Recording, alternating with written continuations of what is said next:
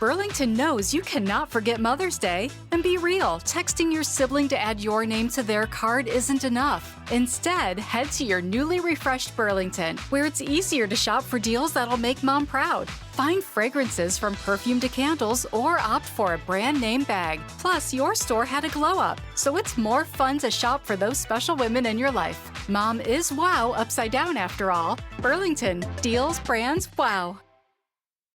Adobe Radio, the future of alternative. Greetings, Mood Killers. It's Eddie and Marconi with another exciting time with you. We love to spend this time with the audience. They love it. Right, we do. We love it. Everybody loves it.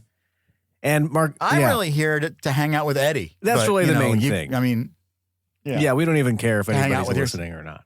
This is just our time to have fun. I mean, we do care, but we're not obsessed with it. Like some people will get done with a podcast and they'll be like, well, so how many downloads this week? Or, like, you'll just, if it's below a certain amount, they're like, no, thanks. It's worth nothing. Yeah, I find, you can obsess over podcast downloads, but that doesn't change the fact that there's only 10. So you might as well just relax. You might as well just enjoy it. Because unless you're a celebrity with a marketing campaign behind it, it might not be the most listened to thing. And there's so many that like the lane is crowded. Like it's way too much. Yeah, I mean, for podcasts to be successful, it really does have everybody that's a major A-listers are getting into the podcast space. So we're competing with Jason Bateman, and we're competing with Conan and Oprah. All these people were finally competing with Amy Poehler. Has a show. So many people listen to Oprah, then by the time Mood Killers comes up in their feed, they're just they have ear exhaustion. Their ears are tired. They don't want to be listening. And the Office ladies. And I think, too, what's really irritating is, you'll have friends that follow you, have been your friend, or maybe they listen to you on radio. Yeah. They will share content of anyone who's famous. Right. Like their episodes of their podcast. You post something and they completely ignore it every time. That's just the way people are. You're not bedazzling to them. Uh-huh. Like a celebrity, like somebody that's popular. Yeah, it used to be a time when having a microphone meant that you were special and that you were doing this art form. It was cool and unique, but now literally anybody can start a podcast, and literally anybody does, and oftentimes at one point or another, I think everybody in America will have a podcast or be on one at some point. And whether or not it lasts, it'll be harder to find somebody who hasn't done one. I know. I think I know. Pretty much everybody I know has either been on a podcast as a co-host, or maybe they started one and they stopped at some point. But literally everybody has a podcast, and everybody thinks that they're going to be so good at it too when they start these things. Because they think anybody can do it. But what they don't understand is, yes, people can talk to each other and have a conversation, edit it down to a palatable amount of time, and so on and so forth. But the longevity, the showing up every week is the hard part. Yeah. Coming up with content every single week. We had this guy come do a show at Adobe recently, and he did 8 episodes, and I loved the show, and he's very excited about it. Yeah. But then at the end of the 8 run, he realized that it was a lot of work, and he's like, oh, I don't know if I can keep this up. So then he just disappears.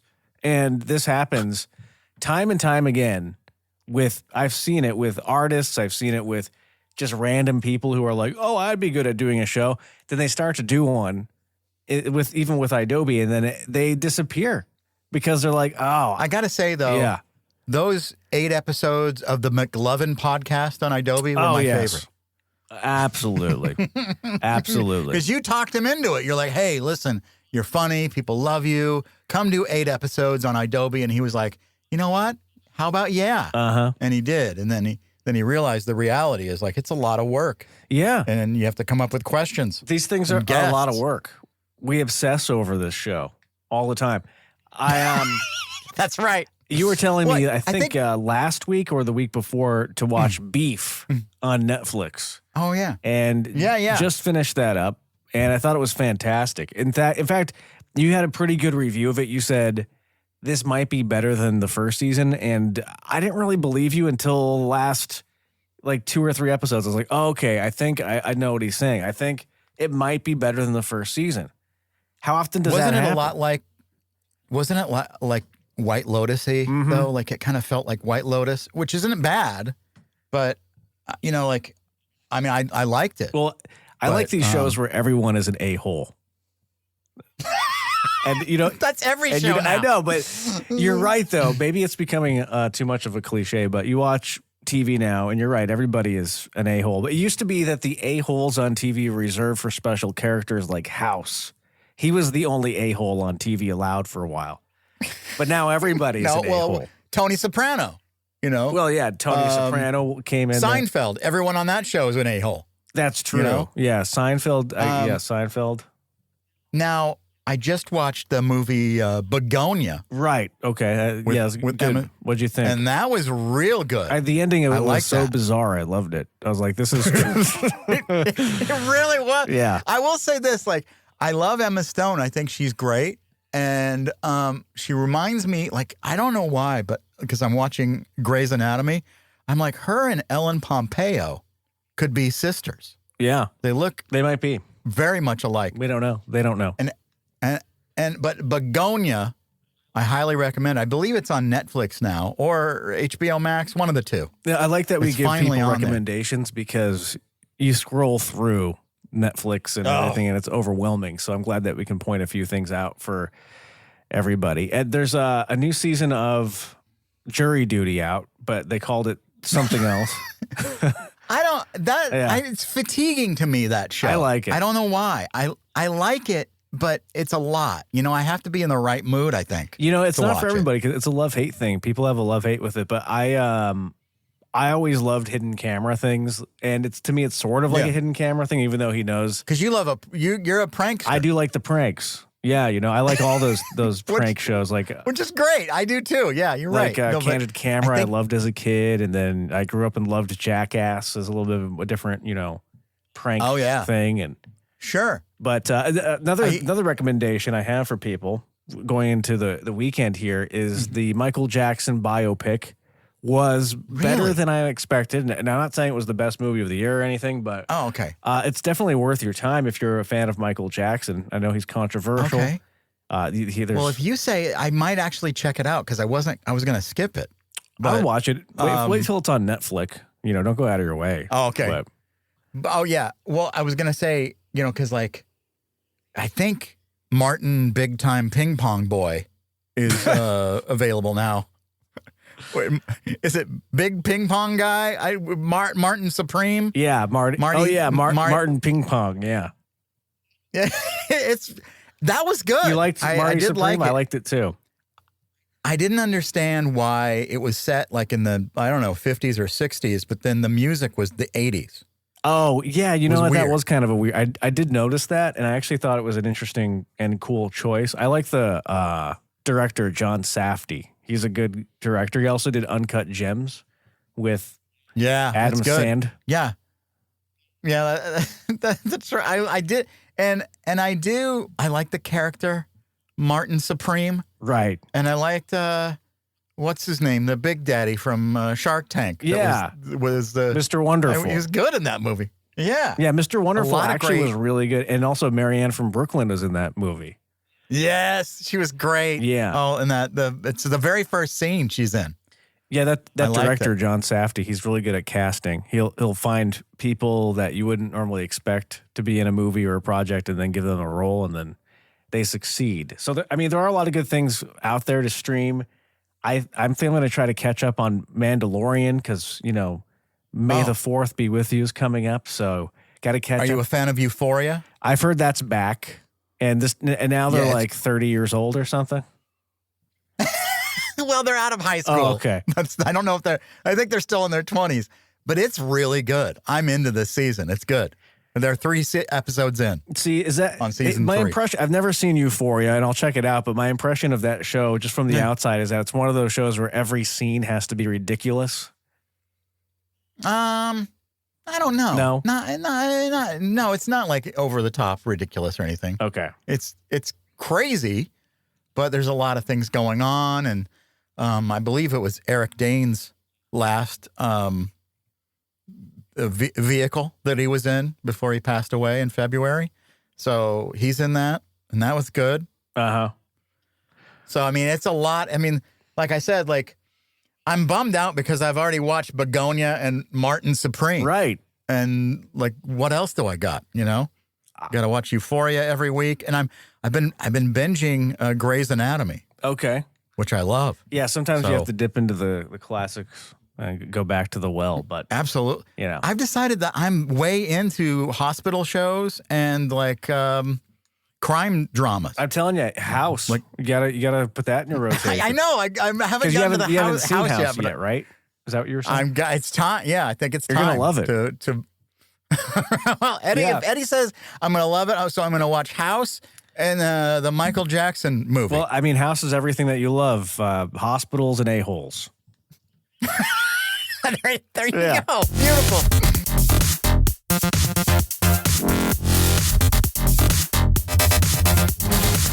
It's weird because, you know, I love Jimmy Kimmel. He's a great dude. He's always been nice to me. Hey, it's Jimmy Kimmel, and you're listening to my sweet little love dumpling, Marconi. And in fact, and this is not a brag, it's just to show you the kind of guy he is. He's a big time. He talks to major celebrities every single day, but every once in a while, he still takes time to communicate with commoners like myself. And I've known him for a long time, off and on. And, you know, he helped me out early in my career, and he's always worked together briefly at the same station, right? Or, yeah, he's so nice to me. You know, inviting me to his show. I gotten to do things that not everyone maybe gets to do. I don't know. He's just a nice guy. Well, the latest one is we're both David Letterman fans, and I know that about him. And he. Because I showed him, I go, Jimmy, because I was getting ready to, I was doing, putting some David Letterman books in this decor in my booth here, that on my shelf here. And I was like, man, I have so many of these books. I even have David Letterman's mom, Dorothy's cookbook. Like nice. I remember Dave promoting that back in the day. Yeah, his mom's meatball salad. You got to try it. But so I took a picture of all the books and I sent it to Jimmy. I said, man, I've got all these books. Do you have all of these? I also have a couple of videotapes. And then he looked at them and he goes, oh, the one you need is the first one from his NBC days. And he sent me a link to a used book, a website to get the original book. And it was like $3. Oh, that's cool. And now, I got it. When you text Kimmel, or do you is it a textual relationship, or depends. Is it like email? Like whatever feels. Email usually, okay. Like if it's a picture, I don't try to like fill somebody's like when you and I communicate, a lot of times it's through email, just because I feel like it's better than bothering you. It's a little more casual, I guess. Yeah. And so, like, I know the guy's busy, and he's got, the president and his wife trying to get him fired, and he has a lot going on. But that's what I mean is, here's a guy who's just telling jokes on TV, and he's such a lovely human being that he takes time to go, oh, you need to get this book, and took time to send me a link to get the book, and I got it, and it's fantastic. Meryl Marco was David Letterman's girlfriend, and she's the one who came up with like the top 10 list and stupid pet tricks and a lot of stuff for the show back in the day. And she edited the book, and it's really funny. Like I think a lot of him, not just because of anything other than like he has no reason to be that nice to me ever. Everything I've heard about him, is nothing but good. The guy is just really nice to everybody. He takes the time out of his day to acknowledge people that, quite frankly, like I don't know how he does it, because I feel overwhelmed constantly, and I sometimes will not respond to things, or I'll be slow. But he's way more busy than I am, and he's genuinely nice with everybody. And maybe there's a lesson to learn in there, and maybe that's the path forward and how to grow as a person for me. I don't know, be more like Jimmy Kimmel. I really think so. And the thing is he's also funny. Like he has. Yes. Like when I was a young radio DJ, the radio station was taken over and they put Jimmy on. He was a co-host of the morning show. And I was on my way out. The station was changing, but they were being nice to me. You can produce your demos and stuff like here at the radio station. And Jimmy would do this thing. This guy, this program director, his name was Mark Todd. And I believe he's in St. Louis or something now. I don't know if he's still in radio, but he would bring a briefcase to work every single day. And everybody thought it was odd because even in the early 90s, it was like, really? You got a briefcase? You're the program director of a top 40 station. What are you doing? Yeah, what could possibly be in there? Yeah. So Jimmy was like, this guy, this is performative. This guy is bringing a briefcase so it looks like he's a busy man. Like he's got something going on. And so Jimmy went into his office when he wasn't in there, opened the briefcase, and threw in a hot dog into the briefcase. And his point was he never opens that thing. He just brings it in so it looks like he's got something going on. I guarantee he'll never see that hot dog. And so he did it, and he told like a couple people they were in on the joke. It went 6 months before this guy figured out there was a hot dog in his briefcase. Oh, wow. And I was like, that is the greatest long play for a practical joke ever. That is hilarious. Also, I love the idea of this guy bringing a suitcase, a briefcase as a prop every day, just so he looks like he's really busy. Like something's going on. Like, wouldn't you don't even see briefcases anymore? I was like imagining a briefcase, and I was like, wait a second, I haven't seen a real life briefcase in like 10 years. Do they still make them? I think my mom had a briefcase at one point when she was a real estate agent, and I think she gave it to me to play with. She was done with it. And they're just not practical. You know? Like I guess they've been replaced by backpacks because you throw your laptop in your backpack now. Yeah. And most of the information you need that's in that briefcase would be on your laptop, So your various files. But can you imagine walking around with a hot dog in your briefcase for 6 months and you never open it? That's hilarious. So and that said, Jimmy also, I wasn't even going to bring all this stuff up, but it just makes me infuriated when the president is trying to get him to silence him. And he's one of the truth tellers that's out there on network TV. And it sounds like ABC is standing behind him. So that's good. But just because like every step of the way in my career, I got fired from a radio station in the early 2000s. And it wasn't really heard of to have like celebrity guests on your show when you got fired from a radio job. They wouldn't come on the internet, like it wasn't like a big thing. Now everybody's on the podcast. Right. Jimmy was my first guest. And anytime I would do anything, if I did an audition and I needed a guest, he would be the guest. Like I did an audition for a talk show. Jimmy was like, sure, I'll come on. And everyone was losing because they're like, this is a major network talk show host, and you're getting him on the internet, or you're getting him on your audition, like that kind of stuff. And so, and he also did this.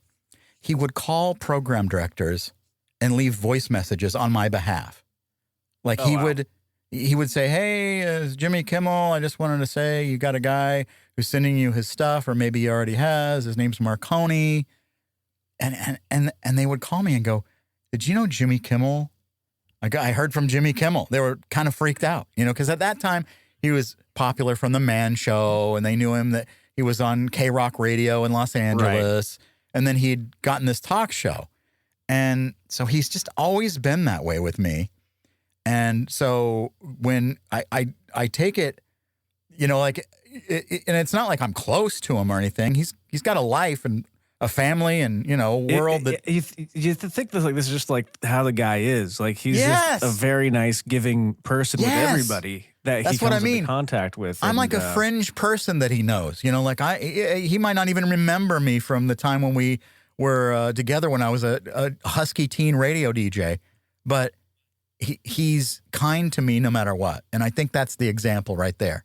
And that's gotten him far in his career too, because people at some point, they'll just want to be around good people. And I would imagine that served him well in his career. And it's something that, I don't know. I think we can all learn a lot from the Jimmy Kimmels of the world, and especially Jimmy Kimmel himself. I don't know. Like, I think a lot of us are jaded. A lot of us get overwhelmed, and we don't give as much. And I think we all need to give a little bit more and be more like Jimmy. Be more like. I think that should be a campaign. I mean, I swear to God, if it wasn't so polarized. I mean, he's already doing the work. He could probably get elected to some kind of office, like even mayor of Los Angeles or something. I mean, he has that prowess. But I think he enjoys upsetting the president. Yes, he does. Too much. Because it's great that like they can't take a joke somebody's saying, but they pretend like the current president doesn't go out there and spew venom and vitriol every day all the time. But a joke is what's bringing the country down. Right. So I'm just glad Jimmy Kimmel isn't backing down and he's remaining and doing his thing. And I'm proud that he's ever, acknowledged my existence. I think he's just a great dude. Yeah, exactly. We love you, Jimmy. We love you, Jimmy.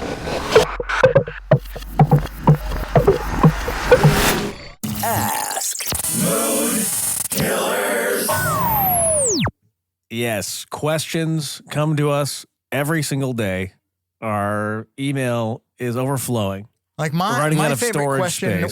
I love this question. Sometimes we. Are you on Ozempic? Yeah. Yes. No. That's how I greet people from now on. I assume everyone that used to be heavy that got skinny is on Ozempic. Yes. Yes. Speaking of Ozempic, before I get to these questions, who's like really kind of frightening is Sharon Osbourne and Kelly Osbourne. Yes, and I saw them recently. Looks like what is going on? I'm concerned for their health. Because I'm not even trying to make a joke out of this. They look alarmingly sickly. I follow Kelly on Instagram, and she does this thing with her son. She always makes her son say "Good morning," like she does that thing with her voice. Uh-huh. And the kid's like, "Come on, mom," and he's like a little baby, and he's like, finally, he's like, "Good morning," and then she'll let it go, But until he does, like they keep going. But in her videos, where she's kind of angled it the way she wants it, she doesn't look strange. But then she'll go on a talk show or something, and I'm like, is she like a red carpet? Yeah, like what's going on? I don't know. It does seem, I don't know, like there's a lot of plastic surgery that might have happened, maybe some Ozempic on top of that, some body dysmorphia, and I don't know. She doesn't look like the same person as when she was on The View back in the day. Was she on The View? Or The Talk, whatever it was. It's one of those. Oh, you're Sharon. You're talking about Sharon. I was talking about Kelly. No, Kelly. Kelly was on one of those too for a little while. Oh, she was? Okay. Then she made a comment that got her fired. Oh, of course. Yeah, about, if we deport all of the Mexican people, who's going to clean your house? She said that. Oh, right. I remember that. Yeah, she was canceled by the people that didn't want to cancel anybody. Yes. Or something like that. Yeah. Yes. But that's not why you called. Listeners, that's right, Eddie. That is not why we called. We have to get to these queries that have been coming in. This is from Seymour. My mom is constantly trying to set me up with her friend's terrible, boring children. How do I get her to stop without telling her that I'm dating someone? So I guess this guy's mom has friends that are, and their kids are single. And they're, the mom's trying to be matchmaker, and that's so weird. Yeah. Like if somebody says, "My daughter, you would like my daughter," that there's daughter nothing worse than mom playing matchmaker. You don't want that because unless you find out that this daughter is magnificent, and then the daughter would want nothing to do with you. Like that's always how it is. If the daughter isn't great, she probably would like you. But if the daughter was fantastic, like brilliant, smart, but got a lot going on, she's like, I don't need your help, Mom. Why are you trying to set me up? I'm just single. Yeah, usually moms will even pick way out of their their son's league too. Oh yeah. Then you create a very awkward blind date that lasts 2 minutes. Does this ever work? You where would a mom love is Gloria's matchmaker? friend's daughter, Right, Janice. Right. This next one is from Ben Dover, and thank you. No. You got that on the air. Oh, look at you. Oh, this guy's so funny. Go straight to hell. Go straight to hell, Mr. Dover. My neighbor borrowed my expensive lawnmower 6 months ago and now claims he doesn't remember having it. How do I retrieve my property? You didn't get a receipt? I don't like. I think the thing is weird is like whenever you loan something to someone, I always just assume you're never getting it back, and then I move on with my life. Because if what you do is you get like, because a lot of times like you'll learn through life. Like say for instance, I have 3 drills. I live in an apartment, Eddie. I don't need 3 drills. But the thing is one was in storage. I forgot where it was. And so I bought another one. And then I realized the one I bought that was exactly like the previous one, it was not good enough for the job I needed to do. So I had to get a better drill. So I have 3 drills now. But what you do is you find those drills, you keep them. And when somebody says, hey, could I borrow your drill? You give them one of the bad ones. And then you move on with your life. So, keep an extra lawnmower around. Sure. Give him that lawnmower that's not even gas powered. It's like one of those old ones that just rotates. Yeah, or like one that's been modified, like a unicycle with a little trimmer on the bottom, and then they'll never borrow it, and you'll be fine. Yeah. This next one is from Justin. I have a weird compulsion to collect hotel soaps and shampoos, and now my bathroom is overflowing. Is this normal, and how do I stop? I mean, I think everybody does that, but you collect those. You go to like a no.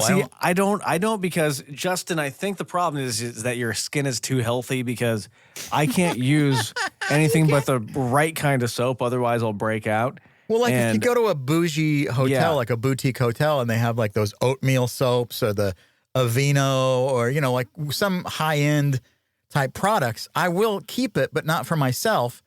I keep it for when people might visit my house. So then I let them have it, and it's like in a bowl.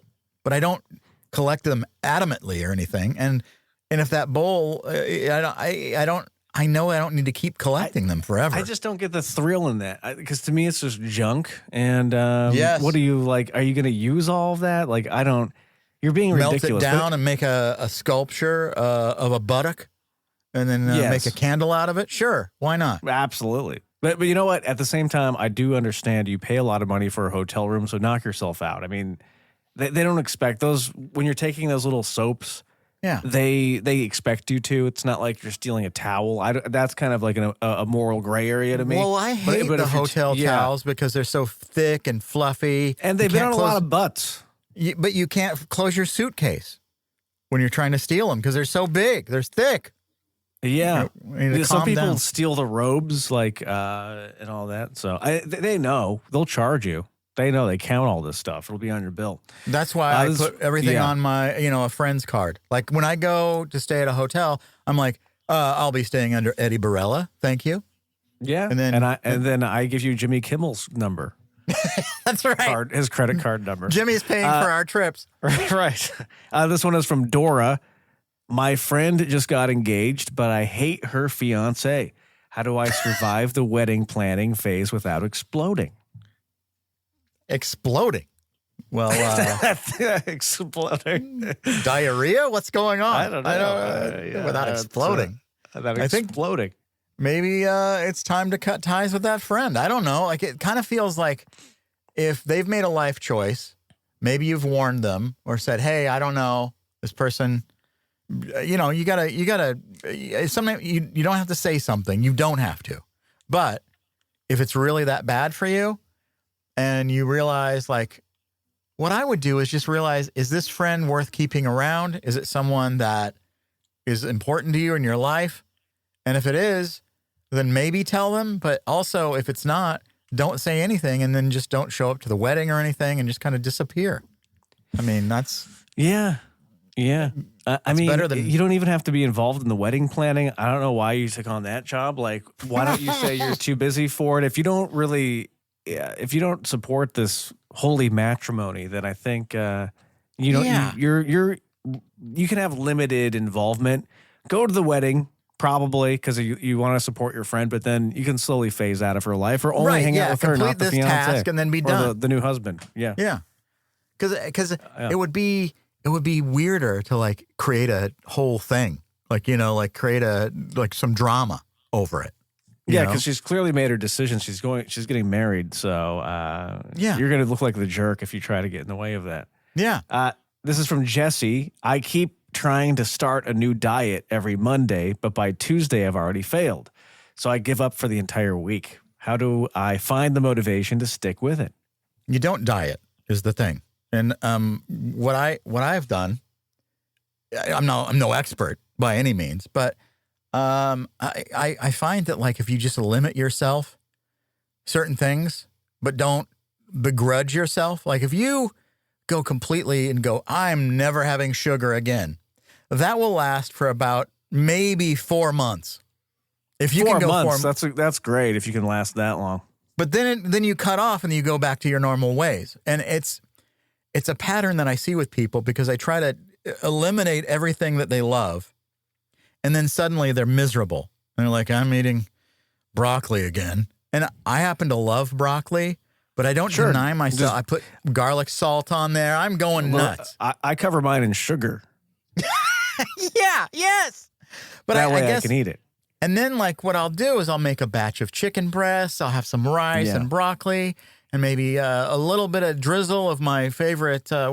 It's not impossible to just cut out stuff and then limit yourself. Don't buy bread every week. Like maybe buy bread once a month or. That's right. You know, and give yourself something to look forward to. Like, well, and start making your own tortillas. Right? Absolutely. Yeah, become a tortilla woman for the building. Yeah, there's a lot of things you can do. And I think it's just you have to figure out like what.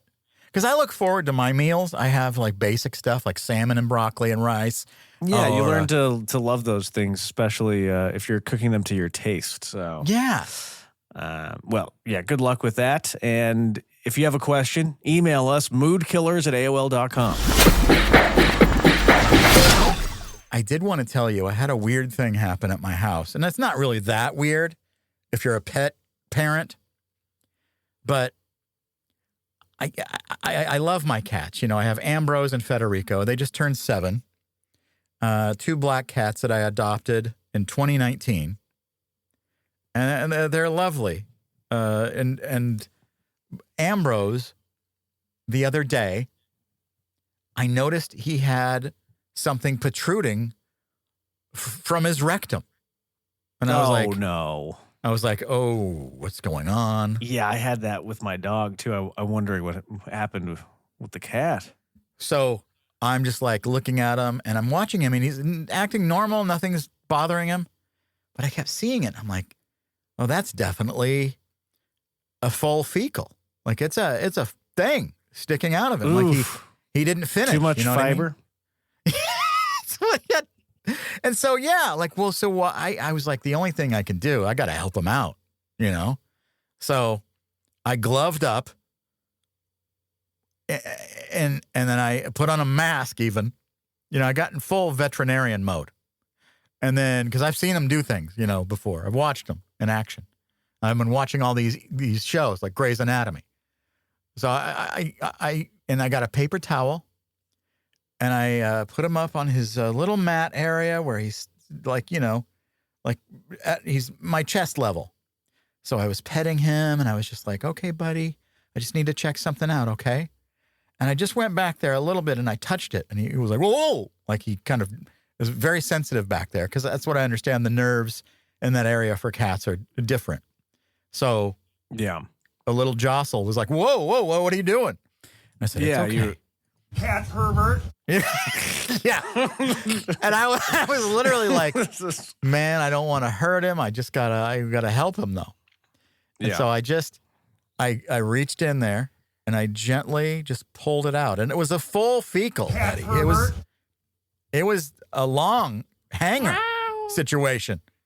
And essentially what had happened is, they clean themselves all the time. They get hair mixed in there. That happens with hairballs. So it's kind of like a hairball situation. Yeah, it was just, it wouldn't release. So I had something similar happen with my dog too, because he had that same thing. I looked at him and then he had, something protruding from back there. And I was like, what is that? And then, I did the same thing. Where I was like, I got a little closer. I'm like, oh, geez, am I going to have to manually remove this? Right. And I did, because you love your animals. And, right. I went and got like a glove and then brought him outside and like I pulled and then this what happened was like he had like a rawhide chew stick and he swallowed a portion of it whole. Oh. So it must have been painful for the little guy, but luckily it didn't cause any bleeding or like there was no damage. It came out, but it came out like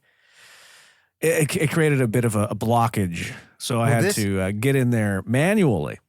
Well, after the whole thing, because maybe this happened to you too, my cat just looked at me differently. Like it was like a whole moment that we had together. Like, you saved my life.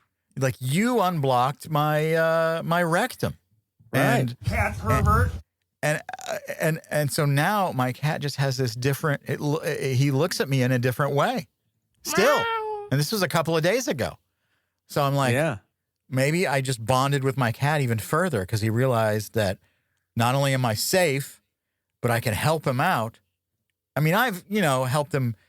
He's, got his claw caught on something or something like that. I've helped him in situations, but never this personal before, you know? And so I felt like, man, maybe I am the cat father of the year. Maybe do I deserve an award? I mean, if the president can get all kinds of awards for peace and he's starting wars, why can't I get like pet parent of the year award or the month or something? I know. But it's weird because in my mind, I'm just doing something that, if you took the animal to the vet, they would do the exact same thing I did and charge you like $200. So I knew, and I did consult with ChatGPT to make sure I was doing it correctly. And ChatGPT said confidently, and their ChatGPT is never wrong. So I assumed I was doing the right things. So ChatGPT said, go ahead and pull it on out. Yeah, but be gentle. Be gentle. Slowly. But yeah, you did save yourself probably like $400 pet visit or vet visit, and then they would have done the same thing. They just would have, taken the cat in the back where you couldn't see. Then they would have come back and been like, oh yeah, we had to do a manual extraction, and we decided to do some blood work while we were here. Yeah, we did some blood work. We had to use some numbing agent, and then we put the cat. We made him a little sleepy, so he's gonna go home. He's gonna be a little tired now. Oh, and another thing happened a couple of days before that was my. They have their carrier. I keep their carrier out because, in a case of an emergency, they'll be familiar with the carrier, and I can just put them in there. Or if somebody comes over to do maintenance or something, I can just put them in the carrier, and they're familiar with it. It's like they're fine with it. Yeah. So I keep it out. And sometimes they do lounge in there, but sometimes being brothers, they do get into little fights, just because they're cats. Sure. And they maybe you rolled over onto me and I, like brothers do. And I was having a complete relaxing situation and you messed it up. How dare you? And so they were getting a little bit out of hand and to where the carrier was, moving around and I heard, noises. And Ambrose comes out and I look at him and he's squinting one of his eyes. No. And I'm like, oh no, Fetty got him in the eye. Oh, no. And here we go. Vet visit drops $700, but, again, my friend ChatGPT, who's not a veterinarian, but never wrong. As you know, never confidently gives you the wrong answer ever. Never once been wrong. Said to just sit there and watch him, make sure, as long as like there's no like fluids coming out that are different colors, as long as it's clear, keep an eye on him in the next 24 to 48 hours. Essentially what a vet would say, you know? Yeah. And so it made me feel, and I was worried though, because I'm like, first of all, $700 for a drop or, you know, whatever it would be for a vet visit. And I didn't want to do that, but I was like, you know, if I have to, I have to. But man, thankfully it was just one of those little, I think he got like some fur in his eye and it was like a speck of dirt or something. And so it made him kind of like squint for a while. And then finally it worked itself out and he was fine. But I was like, those little nightmares that you have with your pet that you're like, oh no. I know, because you're very in tune with every little thing with them. And when you see that they're even slightly off, you feel the responsibility to make them better because they're helpless creatures. Like they can't survive without us. They need us to feed them. They need us to give them shelter. They need us to give them safety and love and all of that. So like if they get even like my dog would sometimes go for a walk and then come back inside limping, and then I'd be, oh no, what happened? Like, oh, did he break something? I'd have to like go to his paw. He had very furry paws, and sometimes a little rock would get stuck in there, or like one of those little cat tail or fox tail things. Yeah. And you have to pull that out, and then like they hate it when you're pulling it out, but then you get it out, and you can see the relief that they experience, and then they bond with you, and they're like, oh yeah, you're here to help me. And I mean, it's nothing like pulling feces out of the rectum, but no, and your cat would do the same for you. That's right, Eddie. That is true. Yeah, absolutely. Well, Eddie, you know, at the end of every episode, we like to give everyone a dollop of joy. So here it is, your dollop of joy. All right. Well, it's been nice talking to you. Yeah. And then you move on. Right. I think people know now that you can't have interminable conversations. They can't go on forever. There's got to be an out. Excuse me. This is over. This is brilliant. Mood Killers. Are you on Ozempic? I walked out there, and first of all, it's a whole process of, you know, you have to put on shoes and pants and clothes. I mean, come on. Give it up for Adobe, everybody.